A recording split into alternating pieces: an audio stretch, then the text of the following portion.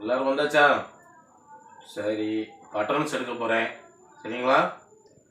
யார் லீவ் எடுக்காமல் இனிமேல் கண்டினியூவாக வரணும். அதான் அட்டனன்ஸ் கிளியராக வந்துகிட்டே இருக்கணும். அட்டனன்ஸ் எடுத்துகிட்டு இருக்கேன். யாரும் லீவ் போடக்கூடாது. Suresh present sir. Ramesh present sir. என்னம்மா? இல்லை என்ன கொடுத்துட்டு போயிட்டே இருக்கு அந்த பொண்ணு.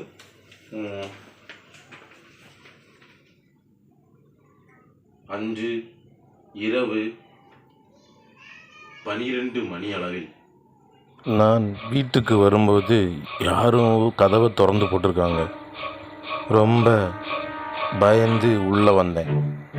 அப்புறம் மெதுவாக எல்லா இடமும் பார்த்தேன். அப்புறம் சுற்றி பார்த்தேன். யாருமே இல்லை. கட்டிலில் பார்த்தா ஒரு உருவம். மெதுவாக பக்கத்தில் போனேன். பக்கத்தில் போய் அப்படி மெதுவாக தொட போனேன். எனக்கு உள்ளுக்குள்ளே பயங்கரமான பயம். மெதுவாக போனேன். மெதுவாக திறக்கலாமா வேண்டாமான்னு யோசனையிலேயே பக்கத்திலே போனேன். எனக்கு ரொம்ப பயமாக இருந்துச்சு. மெதுவாக திறந்தேன். சார், படுத்திருந்தது எனது மகன்.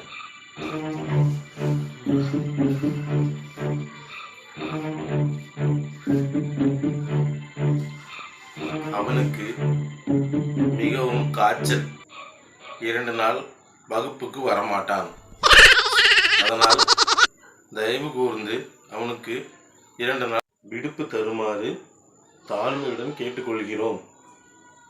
இப்படியே ராஜுவின் தந்தை. ஒரு லீவ் லெட்டருக்கு இப்படி என்ன படுத்திட்டானே.